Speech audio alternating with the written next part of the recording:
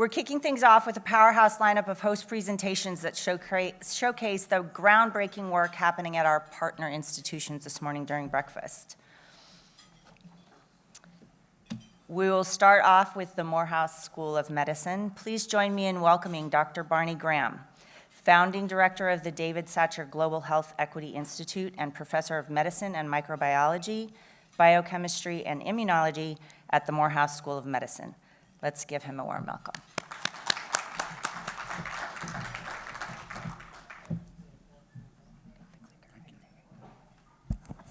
Thank you and good morning. Glad to be with you all.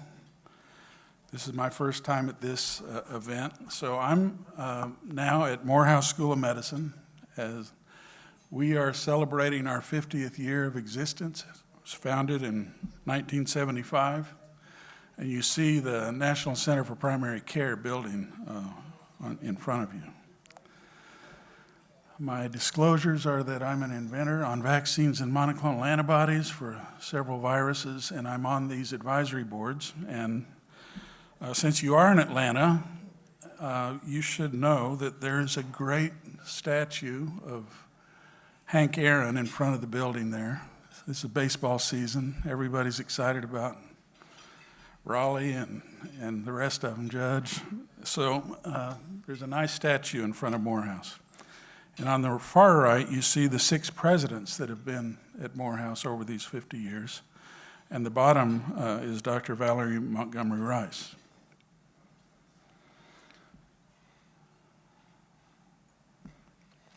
Morehouse is a community-focused medical school in Georgia, in Atlanta. It's on the AUC campus, which is not far from here. And it was founded largely to address the need for primary care services in rural Georgia.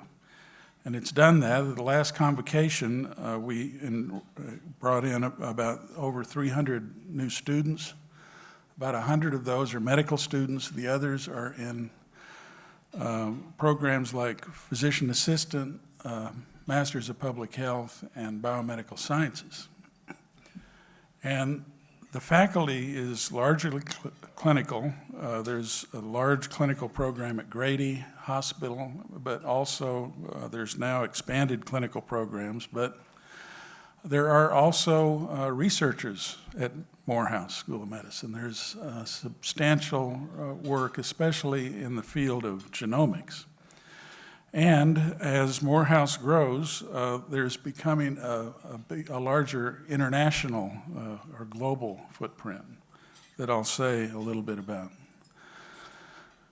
The research programs are, like I said, focused around the genomics, Translational Genomics Medicine Center.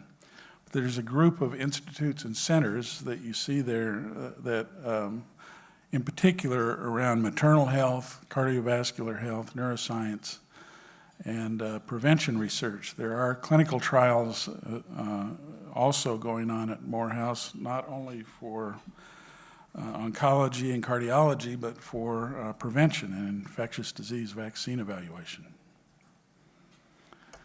So my background is that I came from, after 21 years at National Institutes of Health, I came to Morehouse about 3 years ago.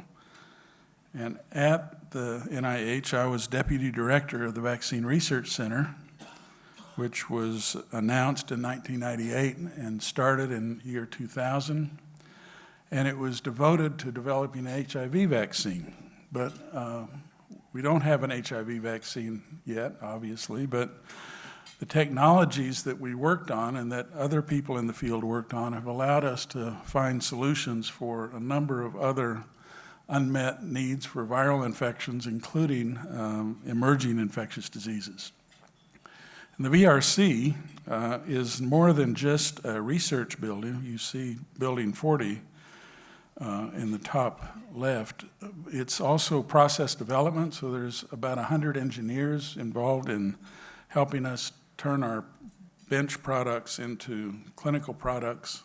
There's a pilot manufacturing plant with another 100 or so people, a self-standing clinic, and a lab that focuses on sample analysis. And over those 20 years, we worked in a number of different modalities, including nucleic acid and vectors and virus-like particles. We made a lot of monoclonal antibodies, and we also used self-assembling nanoparticles to display our vaccine antigens.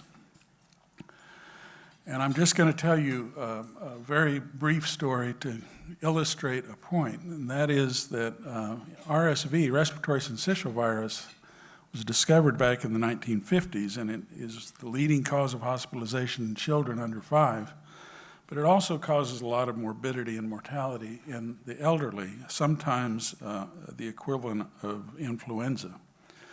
And over those many years, there were both safety problems and efficacy problems with prior vaccines. But in 2012, because we were able to capture the structure of the protein on the surface of the virus that helps it mediate entry by using a monoclonal antibody to hold it together at the top and to hold it together with a trimerization domain at the bottom. And when we found that structure, we also found that those antibodies that bound the top of that molecule were extremely potent. They were 100 to 1,000 times more potent than the antibody that had already been licensed for treatment or prevention of RSV in young premature infants. So finding this vulnerability, site of vulnerability at the top, knowing that it didn't exist on the molecule that had rearranged, and knowing that that molecule, which had been in 5 efficacy trials, had failed to boost neutralizing activity to block virus infection more than 2 to 3-fold. But now knowing that by holding the bottom with the trimerization domain and using some internal disulfide and cavity filling mutations, we could maintain that structure and maintain that antigenic site, that landing spot for antibodies on the molecule. We then were able to show in a phase 1 trial that we could boost neutralizing activity 10 to 20-fold. So many of you are probably engineers in here, but you might like to see how these molecules work. They're little motors, they're little machines. They unravel at the top, they insert into the target cell membrane, and then what are called heptad repeats, helical domains, pull back together, pulling the membranes together, creating a fusion pore, so that the virus genome, which is that long snake, can get into the cell and start the replication process. So if you can prevent that protein rearrangement, you can largely block virus infection. And that's what these proteins were doing. And so over these last 10 years, several products have been derived based on that work, and now there's 3 different groups who have vaccines for the elderly.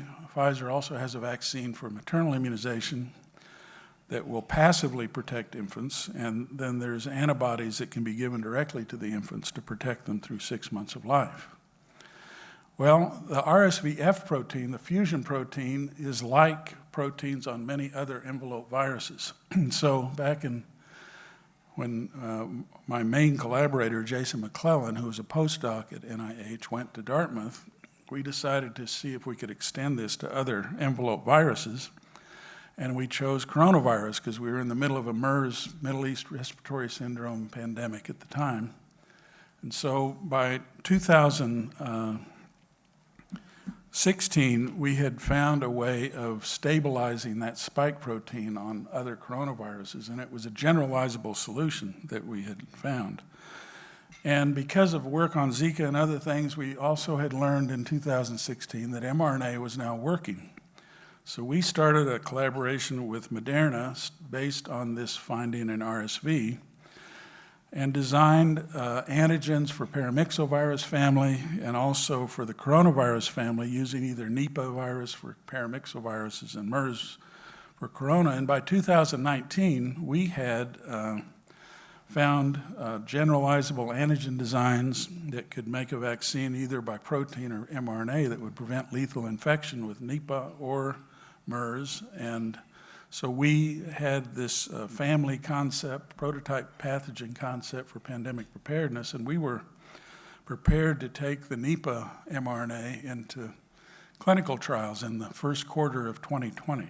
We'd already paid for it. It was already ready to go. And then on January 6th, we learned that the new outbreak in China was probably a beta coronavirus, and since we had been doing this work, we thought we could do something about it. And on the 10th, when the sequences for that virus were derived, working with another postdoc in my lab, Kizmikia Corbett, shown at the bottom, and Jason, who's now at UT Austin, because of our work on coronavirus and understanding how neutralization worked and so on, we were able to quickly use that sequence, make protein, develop assays, start animal experiments, and give a sequence to Moderna, who then gave us back RNA. And by March 16th, we're in a phase 1 clinical trial, and by July, we're in phase 3, and you know it's now been authorized. It was authorized in December of that year, the vaccines for Moderna and Pfizer, and later J&J and now Novavax.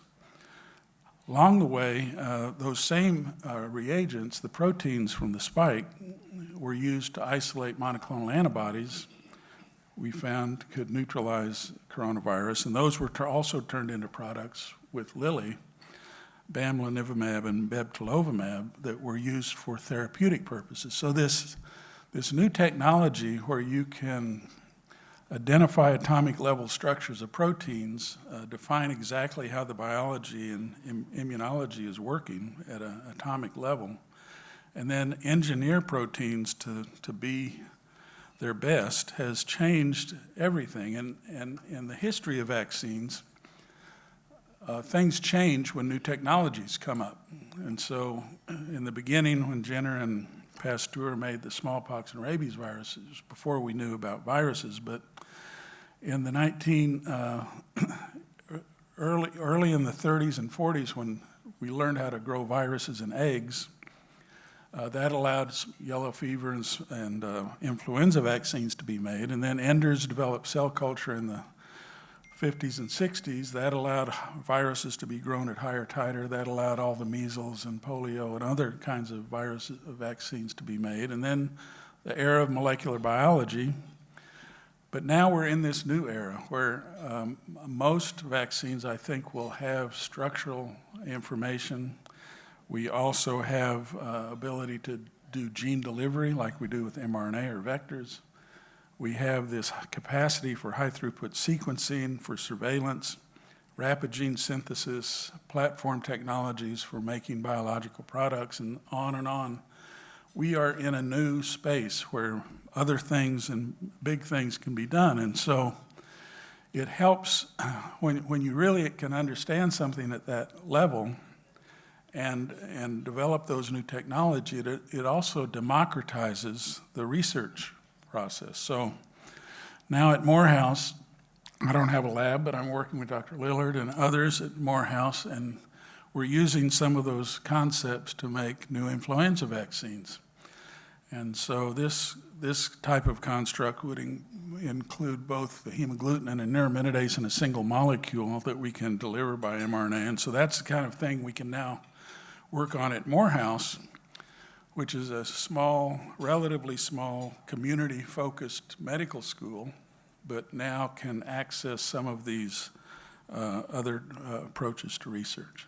So we're in a new era of vaccinology. Precision antigen design and rapid platform manufacturing are going to characterize this. We have these technologies that make pandemic preparedness more feasible if we just do it. And it also helps democratize scientific capabilities, not just for Morehouse, but really for all over the world. There's lots of things that can be done now, even in remote places. And the other big point I want to make is that our technologies have really advanced and make all these things possible, but our policies and practices haven't kept up. That's one of the reasons I came to Morehouse, because their focus is on equity. That means everybody gets what they need, when they need it, however much they need, to give them their optimal level of health to fulfill God's purpose for their life. So Morehouse has focused on health equity and health justice, and that's where I'm going to spend the rest of my time because of what I saw during the pandemic. By the end of 2021, only 5% of Africa continent was vaccinated, and most of the benefit of the vaccine happened in the fall of 2021. So it's great to have these technologies. We should exploit them and use them to the best extent possible, but we also need to keep up with our policies and practices. And these are my industry and government and academic collaborators that help do this work. Thank you.